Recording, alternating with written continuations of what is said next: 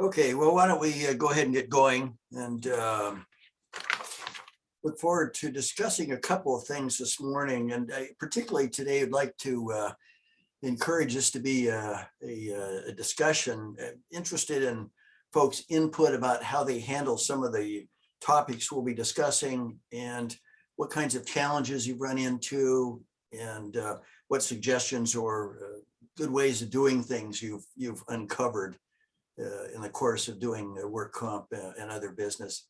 Going to talk about three things. One is pre-op evaluations that come to us from a variety of sources, sometimes our own patients, sometimes not, and what it is we're trying to do with those patients, what our responsibilities are. The second is going to be a patient that was really very interesting. Shelley brought to our attention about a patient who had an injury that the patient actually thought was not job related, but the employer and the carrier felt was, and brought up some interesting considerations about how to discuss, how to consider the AOE COE issue, that is making the decision about whether something's job related or not.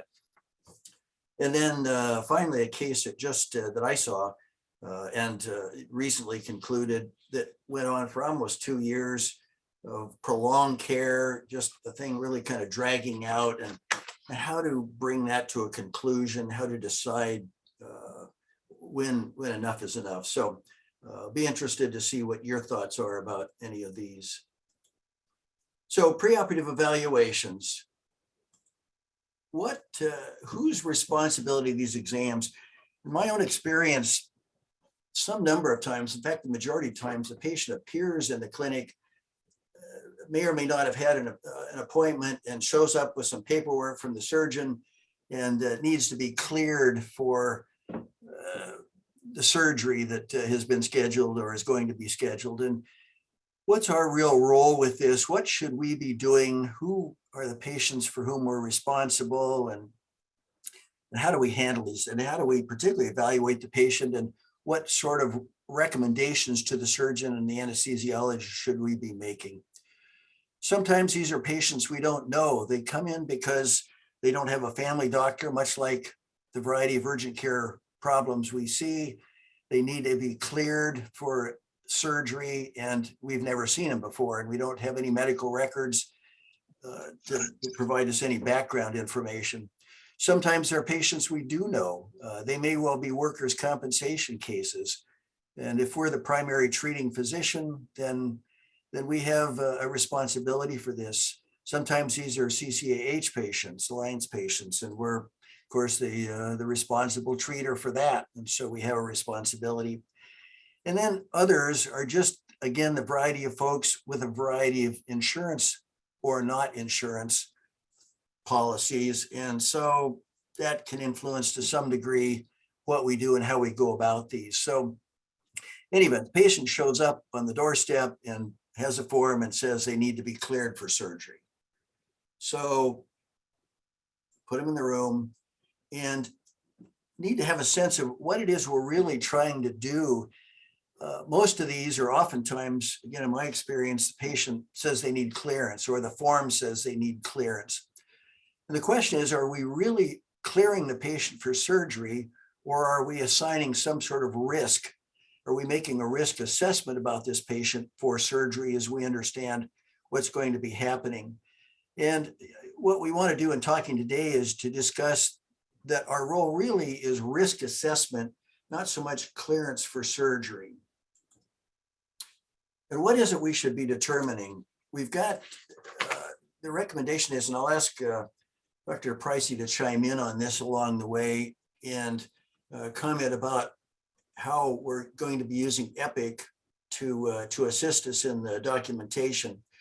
But what we want to be doing really is categorizing risk using the American Society of Anesthesiology Physical Status Classification System. And there are 5 levels of risk.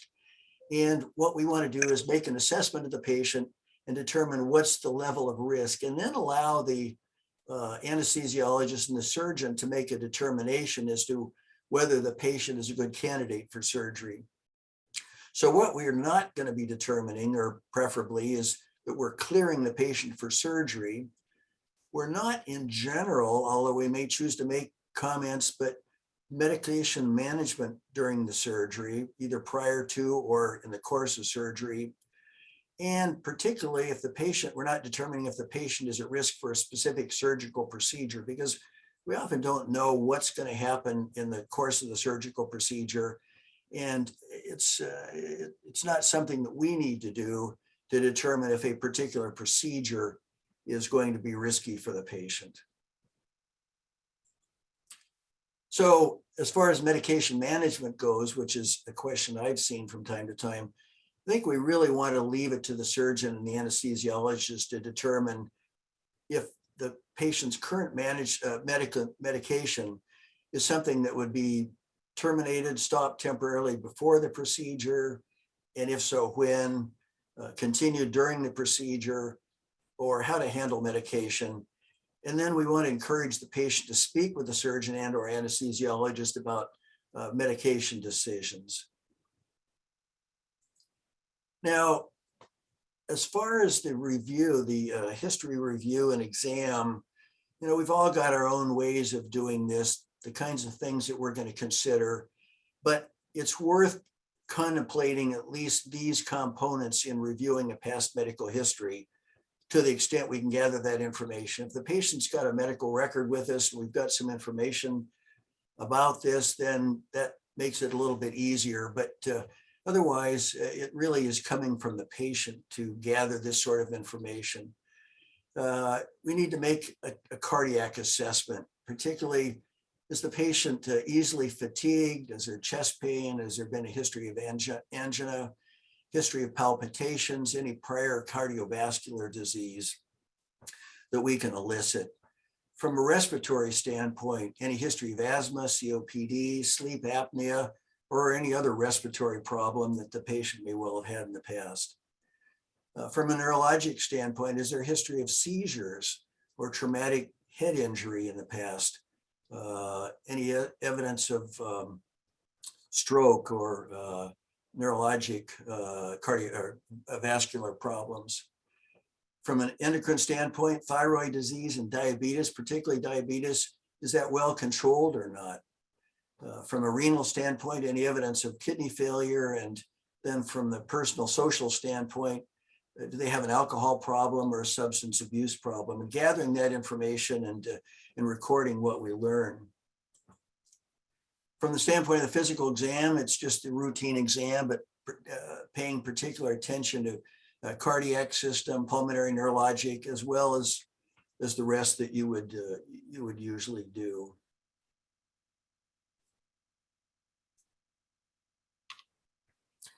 Interestingly, a question arises, and I'd be curious about anybody's experience or opinion about this, but what sort of laboratory testing should be done? Well, we determine that based upon what we think the risk of any particular pathophysiology the patient may be experiencing. Laboratory testing to determine what's appropriate testing. There was one reference in UpToDate about the probability of an abnormal screening test result. And at least one study, a large study, was done taking the number of independent tests. And so this means in a CMP, for example, each of those tests is an independent test.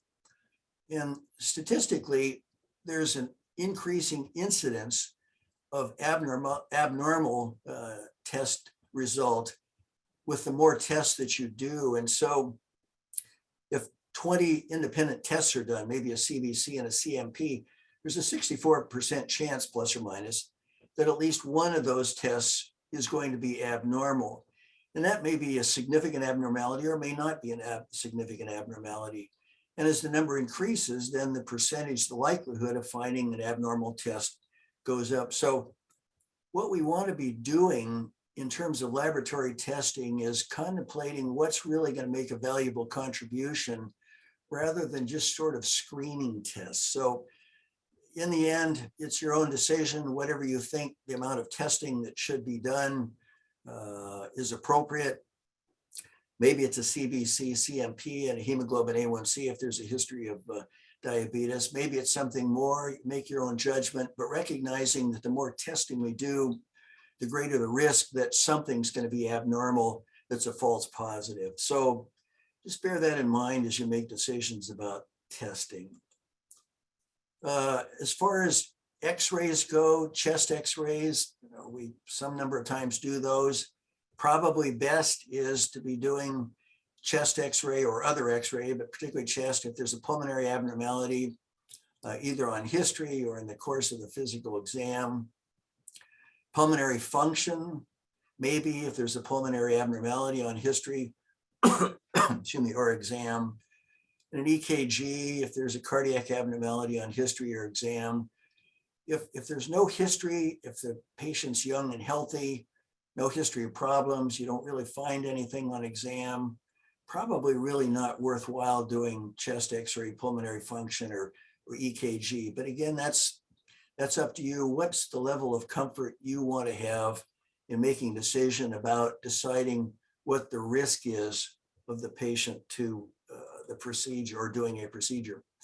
And so having gathered all the information that you're going to gather, we want to categorize these folks into one of 5 levels of the American Society of Anesthesiologists Physical Classification System. And so an ASA1, and what we'll do is then report this classification to the surgeon, and if the anesthesiologist is involved, make a decision, a classification, and then let them make the decision as to if they want to engage surgery for the patient based upon what we think the risk is. And so ASA1 is a normal, healthy patient, many that we see, healthy, non-smoking, no or minimal alcohol use. We can assign a category ASA1 to that patient. ASA2 is a patient with mild systemic disease, mild diseases only without substantive functional limitations, a current smoker, a current alcohol drinker, pregnancy, obesity with a BMI between 30 and 40, not morbid, well-controlled diabetes or hypertension, mild lung disease. And so patients that we determine with any of those characteristics or diagnoses would be considered mild systemic disease in an ASA category 2. ASA category 3, patient with severe systemic disease, substantive functional limitations, 1 or more moderate to severe diseases, poorly controlled diabetes or hypertension, COPD, morbid obesity, active hepatitis, alcohol dependence or abuse, implanted pacemaker, moderate reduction of ejection fraction on cardiac testing,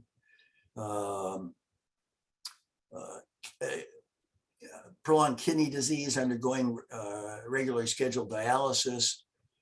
We don't see much in the way of premature infants, post-conception, age less than 60 weeks. I don't think we do any of those really. In a history that is greater than 3 months of a myocardial infarction, CVA, TIA, or coronary artery disease with stents. So any of those folks would be a category 3. Categories 4 and 5, we're probably just not going to be seeing, but a category 4, patient with severe systemic disease that's a constant threat to life. So that'd be recent, less than 3 months of an MI, stroke, TIA, coronary artery disease with stents, ongoing cardiac ischemia or severe valvular dysfunction, severe reduction of ejection fraction on cardiac testing, sepsis, DIC, ARDS, kidney disease, not undergoing regularly scheduled dialysis. And then cardiac ASA5, that's something we're certainly not going to see. That's somebody who's generally already in the hospital. So what we want to be doing then is to try and assess what level of risk, what classification level the patient is, and make that recommendation to the cardiologist, to the surgeon. Now, in each case, you just really make your best judgment. You just gather the information you can, challenging as it often is with patients we haven't seen before. We know that patients sometimes don't give us the whole story. So we're making some guesses about some of this, but we do an appropriate history and exam, relevant testing, relevant studies, and then assign a classification. And in some cases, well, I think generally what we would want to do is explain to the patient what we're doing and explain that we're assigning a classification level, and that the patient should then talk to the surgeon and or anesthesiologist and review risk with that provider. And the decision then for going ahead with surgery or not would be a function of that discussion between the surgeon and the patient. Now, Dr. Price, you may want to comment. We've got in Epic, I think either now or soon to be present, the ability to generate a supporting letter with this classification. Where does that stand currently? Yes, Steve. So if you go to letters, and I think it's listed under risk assessment, you should be able to look it up. So if you're going into communications and you go to letters, and then it's like other, and then you hit and you type in, I think, risk assessment, this form will come up. So we have access to that, and it has the ASA levels 1, 2, and 3 on it, because those are the ones we should be dealing with. Okay. Have any of you had any challenge, or anybody used that so far to assign risk levels for surgery? Or anybody know that it existed? Yeah, so I know people have been using it, Steve. I've got some questions over the last couple of weeks or so. I want to throw out my 2 cents on this, because I feel that sometimes providers maybe get stress over this a little bit when they probably shouldn't. And just to make a few things clear, obviously the appropriate history taking and exam, is always the norm. That's what we're going to do with all patients we're going to evaluate. When it comes to relevant laboratory testing, my feeling is that if the surgeon doesn't specifically ask for a test, I'm probably not going to just on my own decide that I'm going to gather and do some testing on the patient, unless there's a very, very good reason. So I just want to lay that out there. So I think the determination of lab testing necessary for clearance, I think is a little bit kind of driven by the requests from the surgeons. And general surgeons will go, yeah, I want a CBC, I want a EKG. They generally tell us what they're kind of expecting for these surgeries. A lot of the surgeries have a standard set of tests that are always done. So I don't normally, unless there's a compelling reason when I'm in the room that I'm like, oh, I really want to know, something. Like I'm not sure if the patient is really taking care of their diabetes, because we don't see them regularly for it.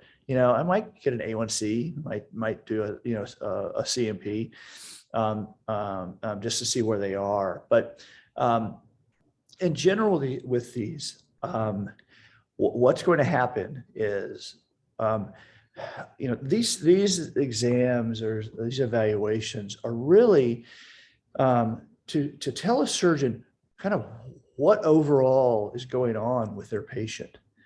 An orthopedic surgeon often only knows about the patient's knee problem, period. I mean, nothing else about them. They may have some history in the chart that's with some meds that they probably don't use and don't really know what they do.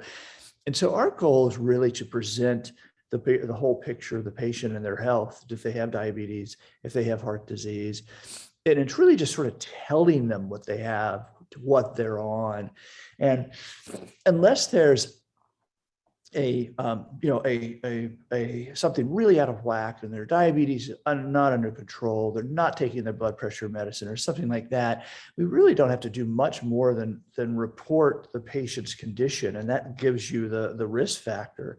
If they have a stable diabetes, stable hypertension, they're at level 2, and we just have to state that. So I want to make sure that we're all clear on that. The anesthesiologist on the case for a surgery is always 100% responsible for the patient's risk going into surgery. So they're ultimately the one that is going to review what we present them and look at the patient, and they're going to make the decision whether the patient is cleared for surgery. They literally are. So, and they usually do that the night before, based on the information we have, and then they also see the patient, right before the surgery.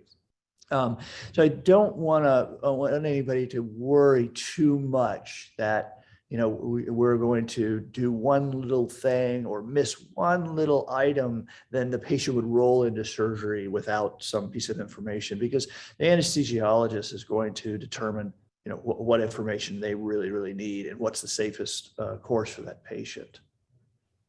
Right. Can I add something here? Yeah, go ahead. This is Mick Joy. My problem is that there are some consultants that want it stated that the patient is cleared, and I get in a tug of war with them, and the patient is caught in the middle. Is there a way we can have some sort of letter that we also provide to the surgeon explaining what we're doing in terms of sorting out the patient's risks and clarifying to them that it's up to them and the anesthesiologist to determine the final clearance? Because I run into this on a fairly regular basis. I do everything. I fill out that clearance form or the risk form, and then they're demanding to know why I didn't clear the patient. And we need to, I think, educate our consultants on what we're really doing. That's a great point, Mickey. And actually that just came up yesterday with Judy. I know there's one of your surgeons you work with up there. I think it's Dr. Rossi, if I'm not mistaken. Has a requirement to clear on his form, and has been giving us a lot of. I hope it's Rossi. I don't want. Well, one of the surgeons that you guys use, and so yeah, I think we're going to tackle that 2 ways. One is we're going to tackle it one-on-one with each surgeon and educate each one of them. But I think having a letter that we could attach to the form for some of these people that explains the logic. I could also quote the American Academy of Family Practitioners on what the role of a primary care doctor is in creating a risk stratification and as opposed to clearance, because that's well documented. So I'd be happy to do that, Mickey. All right, and so you have something to back up, and we could even just attach it to the clearance form. That would be great. Dr. Rossi is one. The Golden State Orthopedic Group are kind of in that bailiwick as well. So it would be nice to let them, or at least try to make them understand what our responsibility really is. Yeah, I'll work on that. What I've found is it tends to be the older generation of surgeons, are using their, surgical clearance form they got in residency. And so there's something from the 80s they've copied for 1,000 times. This is completely true. And these forms are barely readable, and they're all sort of sideways on the page because they've been copied so many times. And so they came up in a generation where everyone was cleared for surgery, before they went in. And so and we just need to do some education on that. The younger ones have probably never seen those forms and don't expect it. So. You know, the other thing, I don't do that many of these, but I had a paragraph that I was including where I tried to describe what my role was, and then said if they needed something in addition, we're happy to send the patient on to the appropriate specialist for additional evaluation.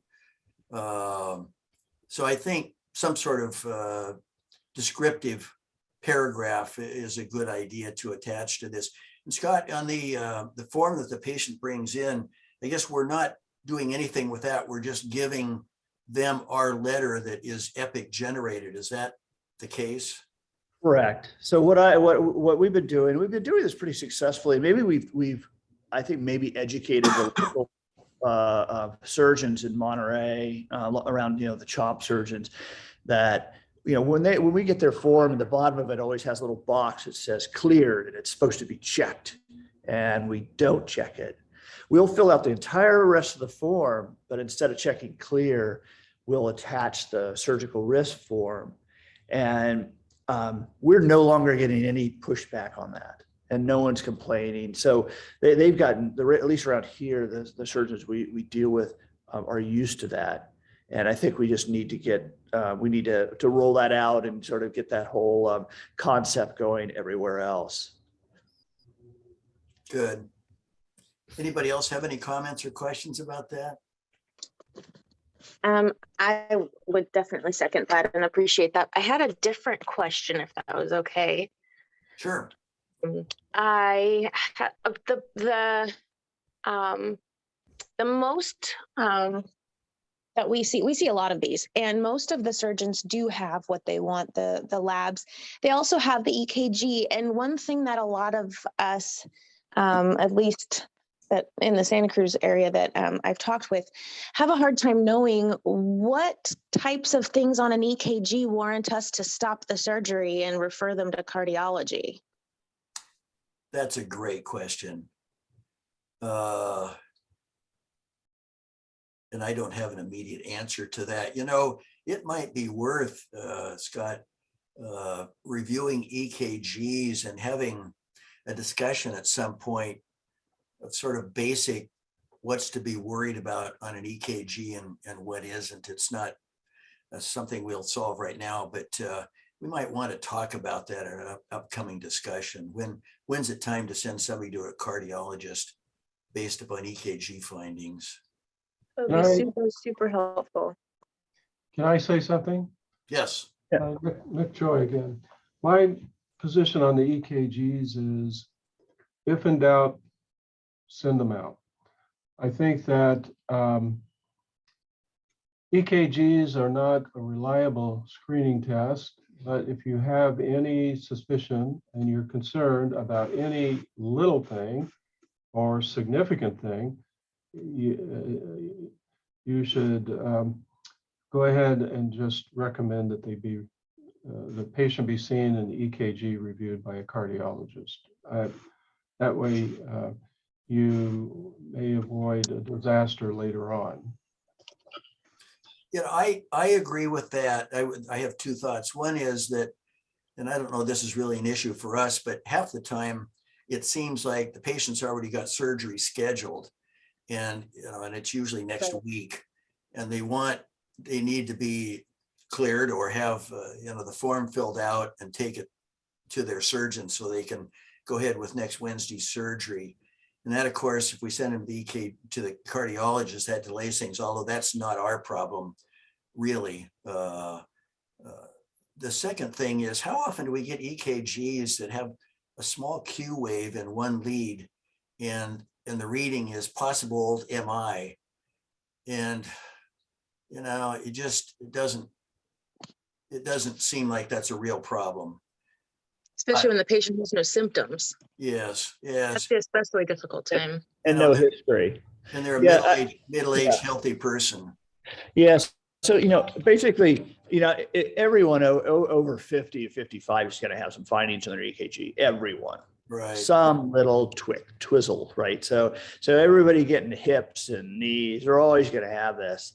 To me, the EKG is looking for, first, second degree heart block, AFib, the patient didn't know about, multiple PVCs, things to me like that are what that would call. I would pause and ask the patient if they've ever had this. No, I didn't know it. Blah blah blah. But other little findings, especially in a patient who's sitting in front of you with absolutely no cardiac symptoms, no history of cardiac problems, otherwise healthy person. I'm going to send the EKG along with the rest of the case, and again, it's the EKG, the risk assessment goes to the surgeon's office and then gets immediately sent to the anesthesiologist, and so they're going to be sitting there looking at it, and I'm going to let them decide most of the cases. So I don't send many people to cardiology for minor abnormalities in the EKG. Right. And I think the other thing to recognize is the issue is sort of what's the state of the patient's health, but it's really what is the state of health that's going to impact or be impacted by surgery. And we're just not there. We're not surgeons. And so I think a significant part of the burden of making the decision really, again, falls with the surgeon and the anesthesiologist. So. And I think you can safely mention what if you find something in EKG or that reads out something for you and you see it on there, just add it to the risk assessment. EKG shows, and just write it down. Right. And attach the EKG. Yeah. I mean, some of these patients, 20% of these patients are going for cataract surgery, and they're getting an EKG on them, which doesn't make any sense. But anyway, a lot of the surgeries we're doing, of course, are outpatient. They're a scheduled surgery, elective surgery on a joint, away from the chest. So Right. The knees or backs or shoulders or things like that. So the risk of them going, it's just anesthesia is the only thing that's risky because the surgery is not, so to speak. So. Right. I think, Scott, your comments are real good. If we have to kind of change our mindset from we're looking at this patient for clearance as opposed to just doing a risk stratification. And in that respect, sending out every little thing is probably not a reasonable thing to do, because you're just identifying the risks, and then the surgeon and anesthesiologist are doing the rest. So when you're thinking in terms of clearance, then you're feeling like the burden is on your shoulders, and if you miss one little thing, you're screwed. So I appreciate that input from you, Scott. Yeah, I think that's really important for everyone to understand is that what we're doing, and that if you get rid of the idea of clearance, you're no longer responsible for this patient's every heartbeat from now until they recover from the surgery. Right. Literally someone else is responsible for the heartbeat. Can I ask a question too? Sure. Yes. So in one of the patients, GFR was very low. He was supposed to have a hip surgery, and this patient was seen by us before. A few months back, his GFR was like something 40 something. I didn't do CMP because of the, yes, actually I repeated the CMP. It was again the same. And then I had to send him to nephrology. And then they asked for kidney ultrasound. And then. Can we have some, can you mute your lines, everyone? I see Monica. Monica, can you mute yours? There we go. Thank you. Go ahead, Seville. After I repeated GFR, it was still around 40. And then, of course, this patient has a scheduled hip surgery. And then nephrology is taking time. They wanted the kidney ultrasound. I ordered it. So when you're saying anesthesiologist is going to decide, do they do CMP right there? And how do they decide? Is the GFR really a factor for the process of this surgery? Is it a really big risk factor, delaying the patient, probably delaying the surgery? So, I mean, it was very stressful for this patient and for us as well in Seaside Clinic. I think that's a place for the anesthesiologist to weigh in to determine what import that has for determining surgical risk. I think we provide the preliminary information. We found this numbers indicate we're willing to send them to the to the nephrologist. And maybe we've done that, and the nephrologist is saying this. How far does the anesthesiologist feel the testing evaluation needs to go to determine that the patient can undergo the procedure safely? Scott, do you see that the same way? I do see that the same way. You know, the kidney function is going to affect, you know, of course, it could affect the clearance of anesthesia from the body. And also, you want to know what the status of the kidneys are as you're putting fluid in the body and things like that. But again, I think it's just as long as the GFR is known, I would probably have just, noted that, very clearly on this risk assessment. Patient, is a stage 2. A low GFR is not going to put someone as a constant threat of death. So they're not really a 3. So they're probably, they're level 2 with some sort of chronic kidney disease. And to me, I would just note it, and then let the anesthesiologist determine if they need further workup of their kidney function in anticipation of the surgery. Right. That's how I would handle it. Right. I see. Okay. Okay. Okay. Yeah. Thank you very Yeah, much. I think we want to, there obviously we may pick up things that need to be worked up, Seville, which that, if the patient had no idea this is a brand new finding and so forth. But, most of the time you find the GFR has been sitting there for a while. It's been like that most of the time. And, or, if you're lucky, you can go back in the chart and see and actually document that it's been it's been the same for a while. And so I think there's an outpatient workup of that, which is maybe something separate from this clearance for surgery or Risk I assessment. surgery. Okay. Okay. Good. All Thank you. All right. Well, we'll move along here. I guess a thought would be, and maybe Scott, you and I can talk about this, to what extent do we want to do some EKG reviews or develop some EKG guidance, along the way, but that can be another subject for additional discussion. Okay, so having covered that, let me stop the recording.